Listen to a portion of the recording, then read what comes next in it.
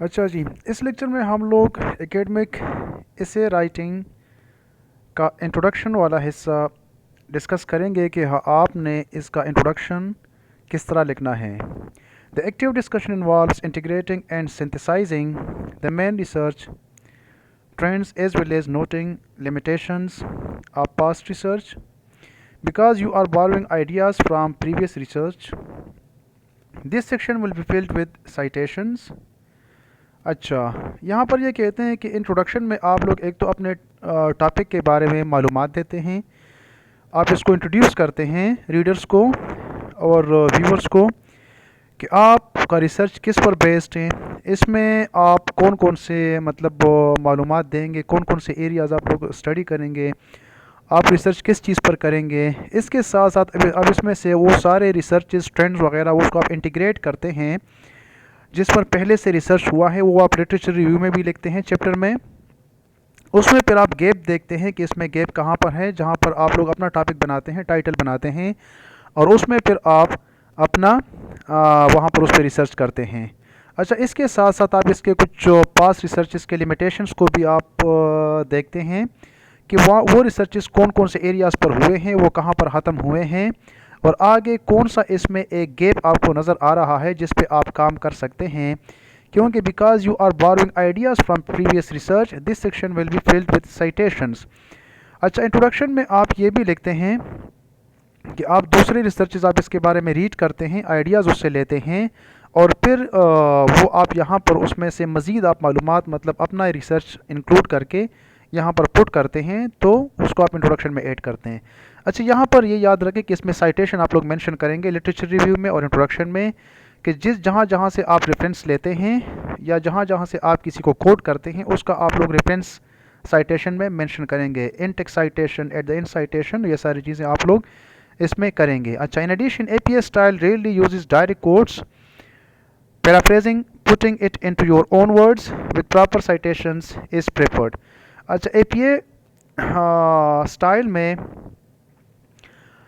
American psychological association, अच्छा इसमें alphabetical अच्छा इसमें यह होता है कि इसमें आप लोग डायरेक्ट कोड्स ज़्यादातर यूज़ नहीं किए जाते। इसमें आप लोग चीज़ों को पैराफ्रेज करते हैं, उसको अपने वर्ड्स में लिखते हैं, इसके साथ साथ आप लोग प्रॉपर साइटेशंस उसकी देते हैं, तो ये ज़्यादातर इसको तरजीह दिया जाता है। The literature review should serve as a rationale for the present study and the hypothesis becomes a logical extension of the literature review. अच्छा, लिटरेचर रिव्यू इसमें बहुत एक अहम चैप्टर होता है। लिटरेचर रिव्यू आप बाकी जितने भी लोगों ने काम किए हैं आपके टॉपिक या आपके फील्ड के रिलेटेड, तो वो this that is called literature. उसको आप जब रिव्यू करते हैं, उसको रिलेटेड टू योर टॉपिक जितने भी स्टडीज़ हैं, जितने भी आर्टिकल्स हैं या थीसिस हैं, आप उसको जब सर्च आउट करते हैं, आप जब या गूगल करते हैं या बुक्स में देखते हैं, तो उसमें रिलेटेड एरियाज़ आपको आते हैं, चाहे वो नर्सिंग के रिलेटेड हो, चाहे वो किसी और फील्ड के साथ हो, एकेडमिक के साथ हो या जो भी हो, तो वहाँ पर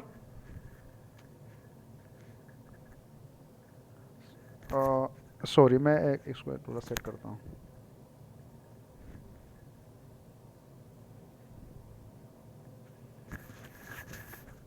तो लिटरेचर रिव्यू में आप इसको पूरा एक रेशनल तरीके से मतलब एक लॉजिकल तरीके से आप इसको प्रेजेंट करते हैं और साथ साथ ही आप इसमें से जो हाइपोथेसिस जो एक मफरूज़ आप इससे डेवलप करते हैं वो भी लॉजिकल होगा और वो फर्दर आप इसको अपना एक्सटेंड करेंगे अपने टॉपिक में। इंट्रोडक्शन, अच्छा following the literature review the variables used in the present study are defined and the rationale for the hypothesis is developed. Literature review आप लोग जब स्टडी करते हैं उससे आप लोग फिर वेरिएबल्स यूज़ करते हैं कि मतलब कहाँ कहाँ पे मैंने अपनी स्टडीज़ को गैप देना है, कहाँ पर मैंने अपनी स्टडीज़ को बनानी है अपने एकेडमिक एसे को, और फिर आप इससे हाइपोथेसिस डेवलप करके उसको प्रॉपर एक लॉजिकल और रेशनल आप इससे डेवलप करते हैं जो कि आपकी स्टडी को प्रॉपर तरीके से सपोर्ट भी करती हैं और आप उसको लॉजिकली प्रेजेंट भी करते हैं। The hypothesis is then stated and predictions are made. इसके बाद फिर हाइपोथेसिस बनाए जाते हैं और उसके बाद फिर बंदा अंदाज़ा लगाता है कि मैंने क्या करना है। At the end of the introduction the reader should have a clear idea of what was expected to happen in the study and the reasons for the predictions. Literature review के इंट्रोडक्शन के आखिर में reader जो होते हैं उनको एक clear cut idea आ जाता है, और उनकी तवक्को जब वो इस स्टडी से रीड करने से करते थे उनको वो पूरा उस पर उतर जाते हैं, उसकी प्रेडिक्शंस जो होती थी वो उनको फिर कंफर्म हो जाती हैं। It is important to emphasise that the introduction section moves from the general, i.e. the general topic, why it is important theory, previous research findings, to the specific, i.e. the present study। हाँ exactly, ये मैंने आपको पहले ही बताया था कि researches जो होते हैं वो जनरल से शुरू हो के topic, for example varieties of studies and on wide range had been conducted on various topics related to your topic, and then you are bringing that particular all those researches and you are establishing your own point of view, your own study। तो इसी तरीके से आप वो सारी चीज़ें पढ़ कर आहिस्ता आहिस्ता आप अपने टॉपिक पर आ जाते हैं, और अपने टॉपिक को आपने एक स्पेसिफिक चीज़ को अपनी स्टडी में कंफर्म कर देते हैं, और स्टडी आप किसी एक सिंगल टॉपिक पर मतलब कंडक्ट कर देते हैं। अच्छा, the introduction section begins on the third page of the paper. ये याद रखें कि ये थर्ड पेज पर शुरू हो जाता है। The title of the paper is centred. Introduction का आप लोग जब टाइटल देंगे ये सेंटर्ड अलाइन होगा। द इंट्रोडक्शन इज अप्रॉक्सीमेटली 2 और 3 पेजेस इन लेंथ। अच्छा, इसकी लेंथ 2 या 3 पेजेस होगी। Each new paragraph should be indented 5-7 spaces. Introduction के हर पैराग्राफ में आप लोग जब शुरू करेंगे तो वो 5 या 7 स्पेसेस आप उसको क्लिक करेंगे तो ये इंडेंट होगा उसका फर्स्ट लाइन, हर पैराग्राफ का फर्स्ट लाइन। अच्छा, आप इसमें से मेथड की भी बात करते हैं। The method section describes how the study was conducted and is usually divided into at minimum 2 सब sections, participants and number 2 procedure. Method section ये डिस्क्राइब करता है कि आपने स्टडी को किस तरह कंडक्ट करना है या किया है, और ये अमूमी तौर पर 2 सब सेक्शंस में मिनिमम डिवाइड हुए होते हैं। नंबर 1 पार्टिसिपेंट्स और दूसरा होता है procedure.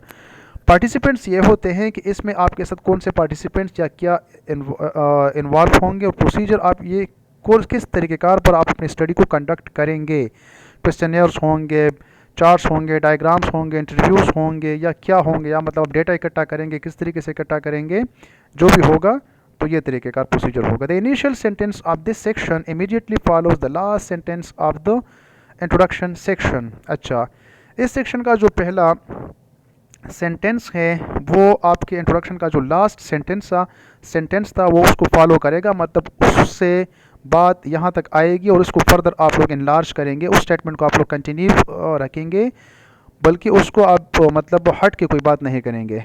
Participants, the participants sub section describes the people who volunteered for the study.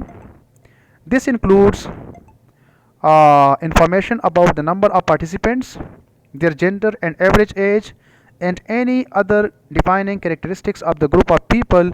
Do not list details of individual participants। अच्छा, इसमें आप लोग डिस्क्राइब कर देते हैं पार्टिसिपेंट्स में कि कौन लोग आपके साथ शामिल हैं, वो वॉलंटियर्ड हैं, मतलब अपनी तरफ से राज़ी हैं स्टडी करने के लिए कि नहीं।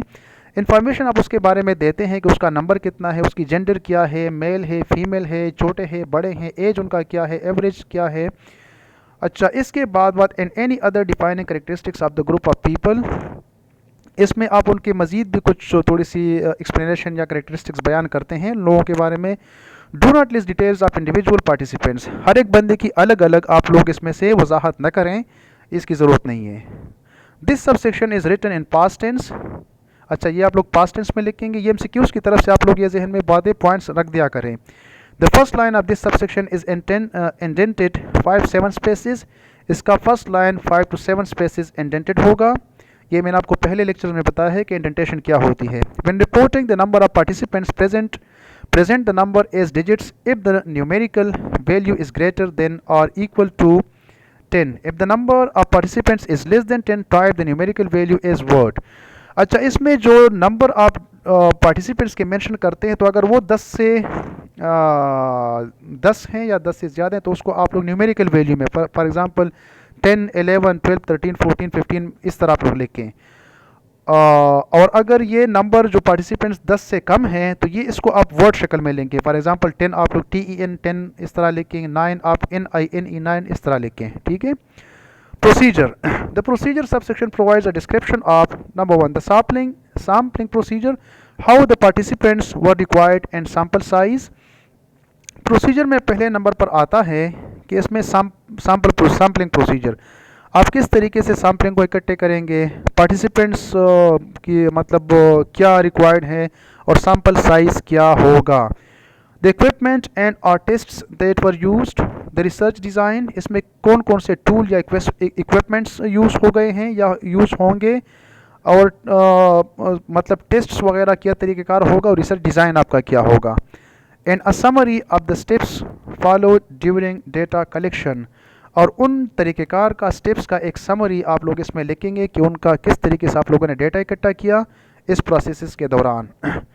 अच्छा, the description of the procedure should be in chronological order, ये जितना भी इस प्रोसीजर का डिस्क्रिप्शन होगा, बयान होगा, ये आप लोग के क्रोनोलॉजिकल आर्डर में लिखेंगे। लेटेस्ट से आप लोग शुरू करेंगे और आहिस्ता आहिस्ता आप लोग पीछे चले जाएंगे। Provide enough detail to enable the reader to understand how the data was collected, this description should include, आप रीडर्स को ये मालूमात दे दें कि ये डेटा किस तरीके से कलेक्ट हुआ था और इसमें मज़ीद ये चीज़ें शामिल होंगी। How participants were separated into groups और कंडीशंस, पार्टिसिपेंट्स को आपने किस तरह अपने ग्रुप्स में या हालात में कंडीशंस में अलहदा किया था। Where the testing took place, test आप लोगों ने कहाँ पर कंडक्ट किया था या हुआ था। Any verbal instructions given to each group और condition, the order of presentation of testing material, आप लोगों ने उन ग्रुप्स को या उन लोगों को पार्टिसिपेंट्स को किस किस्म के हिदायत दिए थे, और उसके बाद आप लोगों ने प्रेजेंटेशन या टेस्टिंग मटेरियल के लिए कौन सा तरतीब बनाया था। अच्छा, results, the main purpose of this section is to convey the numerical data obtain, इस सेक्शन का मेन पर्पस ये होता है कि इसमें आप लोग न्यूमेरिकल डेटा जो आप लोगों ने हासिल किया है वो आप लोग यहाँ पर पुट करते हैं। Begin with a reiteration of the hypothesis, यहाँ पर जो आप लोगों ने हाइपोथेसिस लिए थे लिटरेचर रिव्यू में से अपने टॉपिक के हवाले से, उसको आप यहाँ पर दोबारा उसको प्रेजेंट करते हैं, बयान करते हैं। Describe the statistics that will be used to evaluate the results, आप उस स्टैटिस्टिक्स को, उस सारे टैक्टिक्स को या उस किस्म के मेथड्स को आप लोग अप्लाई करते हैं जिससे आप लोग अपने डेटा या रिजल्ट्स को डिस्क्राइब भी करेंगे और उसको एवेलुएट भी करेंगे, मतलब उसको फर्दर आप लोग इसको एक्सप्लेन करेंगे कि ये इस तरह हुआ है, ये फाइंडिंग्स आपकी इस तरह आई हैं। Follow this with the written description of the results for each group और कंडीशन। अच्छा, ये तरीक़ेकार आप लोग अपने रिटन डिस्क्रिप्शन में हर ग्रुप के लिए और हर कंडीशन के लिए आप लोग इसको इस्तेमाल करेंगे। Once all results have been reported, clearly state whether the results support the hypothesis, do not draw any conclusions. अच्छा, जब सारे आपका डेटा इकट्ठा हो जाए, रिजल्ट्स आपके इकट्ठे हो जाए, तो क्लियरली आप वजाहत के साथ ये बताएं कि क्या आपका जो रिजल्ट्स हैं ये आपके हाइपोथेसिस, आपका जो स्टेटमेंट है उसको सपोर्ट करती है, उसको प्रूव करती है, उसको जस्टिफाई करती है कि नहीं। अच्छा, यहाँ पर do not draw any conclusion, यहाँ पर आप किसी भी किस्म का कोई नतीजा अहज़ नहीं करेंगे, आप सिर्फ डिस्क्रिप्शन देंगे कि ये इस तरह हुआ है और ये इसके बारे में फाइंडिंग्स है, ये रिजल्ट्स है, ये डिस्कशन है, इस पर आप उस पर सिर्फ डिस्कशंस करेंगे।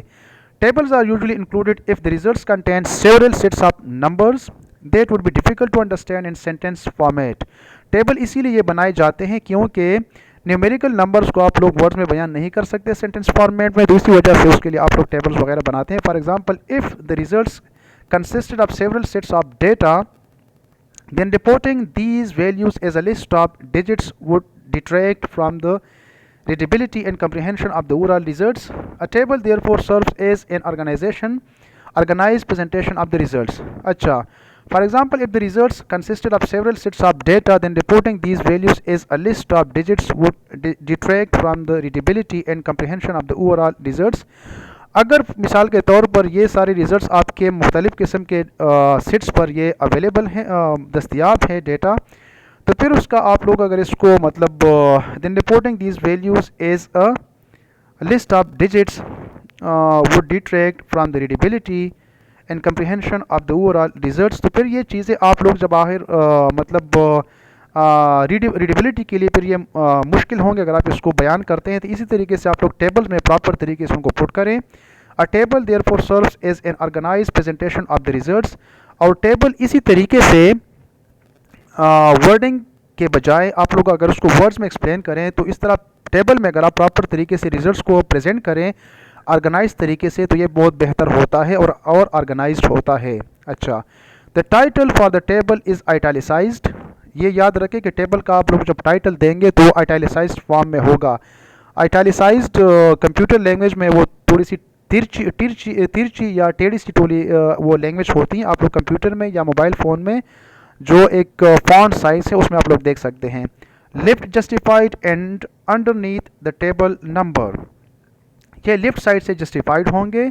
जो आप लोग अलाइनमेंट या वो पेज सेटअप पे राइटिंग का उसका जब देखते हैं ना, तो उस पर लेफ्ट अलाइंड, लेफ्ट जस्टिफाइड या मतलब मिडल में जो होते हैं या उसको राइट जस्टिफाइड होते हैं तो ये लेफ्ट जस्टिफाइड होंगे। और and underneath the table number, और टेबल के नीचे आप लोग नंबर देंगे 1 2 3। The heading for each column should be clear and concise, her column का आप लोग जब हेडिंग देंगे तो वाज़िह भी होगा और वो कंसाइज होगा, मतलब बहुत ज़्यादा लंबा चौड़ा नहीं होगा। Figures are graphs, charts, maps, drawings, photographs और डायग्राम्स। अच्छा, जो भी आप लोग ग्राफ्स, फिगर्स, चार्ट्स, मैप्स वगैरह जो भी करेंगे तो वाज़िह होने चाहिए, उसके नीचे नंबर होना चाहिए।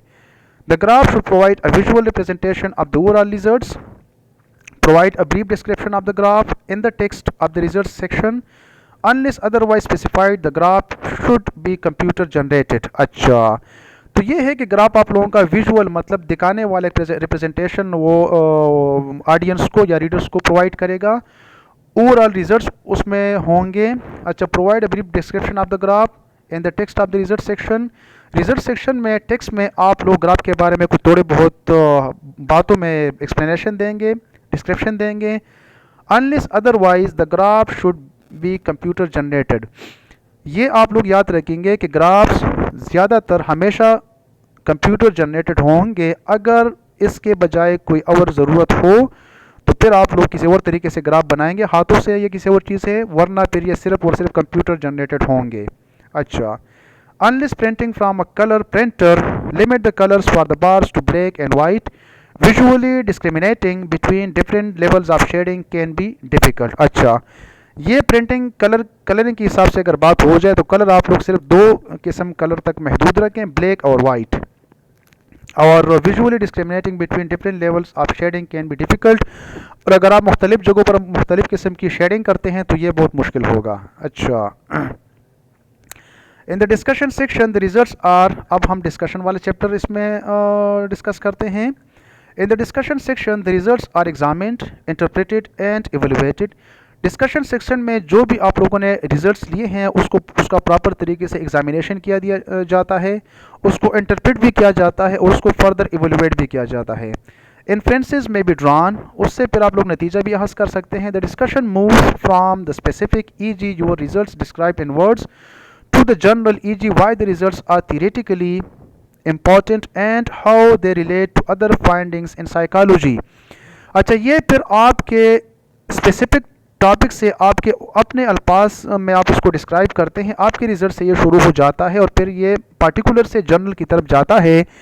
जैसा कि why the results are theoretically important, कि ये जो आपके रिजल्ट्स हैं ये थियरेटिकली क्यों अहमियत के हामिल हैं, and how they relate to other findings in psychology, और साइकोलॉजी में ये दूसरे जितने भी फाइंडिंग्स हुए हैं या जितने भी उसके बारे में रिसर्चेस हुए हैं उसके साथ ये क्यों मुशाबिहत रखती है।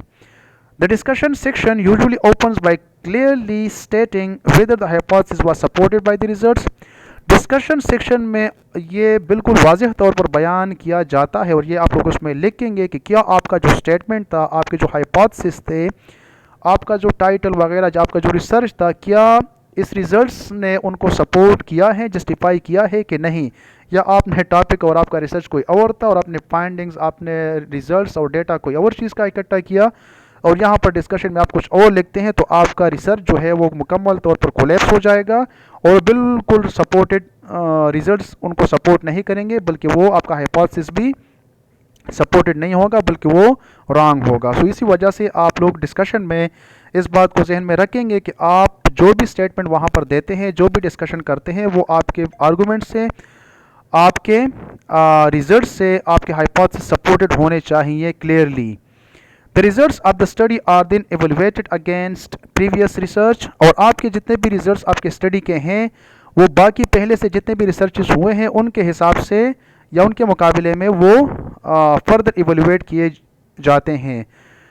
Discuss the similarities and differences between your results and past research results. Limit your comments to those journal articles used in your literature review. Include citations. अच्छा, यहाँ पर डिस्कशन में आप अपने ये भी लिखते हैं रिजल्ट्स में कि आपका रिसर्च पहले जितने भी रिसर्चेस हुए हैं जो आपने अपने लिटरेचर रिव्यू में मेंशन किए हैं, सिर्फ आप उन तक महदूद रहेंगे कि उनके और आपके माबैन रिसर्च में क्या क्या सिमिलरिटीज़ हैं, ये एक दूसरे के साथ किस किस्म के मुशाबिहत रखते हैं और मेरी स्टडीज़ उनके साथ किस तरह लिंक्ड है। Do not introduce new journal articles in this section. इस सेक्शन में आप मजीद कोई नया जर्नल आर्टिकल शामिल नहीं करेंगे। Do not repeat points already made और refer back to the introduction section. Each new comment should help bolster your conclusion. अच्छा, ये भी आप लोग ख्याल रखें कि इसमें आप लोग को टाइम एंड अगेन पॉइंट्स को रिपीट ना करें, बल्कि जो भी आप लोगों ने पॉइंट लिखा है अगले मरहले में आप लोग कोशिश करें कि मज़ीद आप मालूमात कुछ नए नए लिखें। इसी तरीके से आपका कंक्लूजन जो है वो ज़्यादातर सपोर्ट होता जाता रहेगा। अच्छा, the broader implications of the results should be discussed. If the results do not support the hypothesis, provide a plausible explanation. This should not be a litany of excuses. अच्छा, ये आप लोग याद रहें कि आपके the broader implications of the results should be discussed. आपके findings, आपकी स्टडीज़, आपके implications, आपके जो भी डेटा है, ये वसी लेवल पर आपका जो एक रिजल्ट्स है उसको डिस्कस करेंगे। मतलब उसके जो भी उसके प्रैक्टिकल इम्प्लीमेंटेशंस हैं आपकी स्टडीज़ के सोसाइटीज़ पर, लोगों पर, पेशेंट्स पर, या जो भी लाइक सेटिंग ऑफ लाइफ है या पीपल, उसके लिए किस तरह यूज़फुल होगी या किस तरह वो उसको आप प्रैक्टिकली उसको अप्लाई करेंगे। अगर आपका रिजल्ट्स आपके हाइपोथेसिस को सपोर्ट नहीं करते तो इसके साथ आप मज़ीद कोई एक्सप्लेनेशन दे सकते हैं, प्लाजिबल एक्सप्लेनेशन, मौजू एक्सप्लेनेशन। लेकिन ये एक्सप्लेनेशन इस तरह नहीं होगा कि आप एक्सक्यूज़ेस का एक अंबार लगाएं, एक्सक्यूज़ेस का एक ढेर लगाएं कि मैंने इस तरह नहीं किया तो मेरी स्टडीज़ ये मेरी हाइपोथेसिस को इसी वजह से सपोर्ट नहीं करती क्योंकि मेरे साथ डेटा नहीं था, तो मेरे साथ पार्टिसिपेंट्स नहीं थे, तो मेरे साथ इतना नॉलेज नहीं था, मैंने स्टडी नहीं किया था, तो मेरे साथ रेफरेंसेस नहीं थे, तो मेरे मतलब बाकी भी you can not come up with excuses, rather you should like present a kind of like justified explanation. अच्छा, methodological problems should be discussed with the expectation of suggestions to improve the study. Suggestions for future research may be provided. अच्छा, एक किस्म की methodological problems, आप एक तरतीब से जो भी प्रॉब्लम्स है वो आप डिस्कस कर सकते हैं जिस पर मज़ीद स्टडीज़ हो सकती है और जो इस स्टडी को भी मज़ीद इम्प्रूव कर सकती है, और आप मज़ीद फ्यूचरिस्टिक स्टडीज़ के लिए, रिसर्चेस के लिए आप सजेशंस दे सकते हैं कि इस एरियाज़ पर, इस किस्म के डिजीज़ पर, या इस किस्म के एकेडमिक साइट्स पर, इस किस्म के टॉपिक्स पर, एरियाज़ पर, इस किस्म के फर्दर एवेन्यूज़ पर रिसर्चेस हो सकते हैं। तो उसमें आप लोग सजेशंस में और रिकमेंडेशंस में आप उसको कर सकते हैं। Thank you very much. अगर आपका कोई क्वेश्चन हो, कोई कमेंट्स हो, तो आप लोग बेशक मुझसे पूछ सकते हैं। आप हमारे इस चैनल को सब्सक्राइब भी करें, कमेंट्स भी करें, अपने लेक्चर को भी आप लोग रीड करें, सुने। ये आपके लिए बहुत ज़्यादा इम्पॉर्टेंट होगा और यूज़फुल होगा क्योंकि this is all about your researches, your academic essay, and at the end of your this degrees you will have to write your research articles, papers and thesis. So आप लोगों ने इसको proper तरीके से learn करना है, तभी आप लोग इस काबिल होंगे कि आप प्रॉपर तरीके से वहाँ पर रिसर्चेस को कंडक्ट करें। अच्छा, इसके बाद मैं आप लोगों को APA स्टाइल पर एक अलग लेक्चर अपलोड करता हूँ। APA स्टाइल को सीखना, उसको समझना और उसको फॉलो करना ये बहुत इंपॉर्टेंट है। तो आप लोग उसको कई मरतबा समझने की कोशिश करें, उसको रीड करें, उसको लिसन करें, और उम्मीद है कि आप लोगों को इंशाल्लाह इससे फ़ायदा मिलेगा। Thank you very much.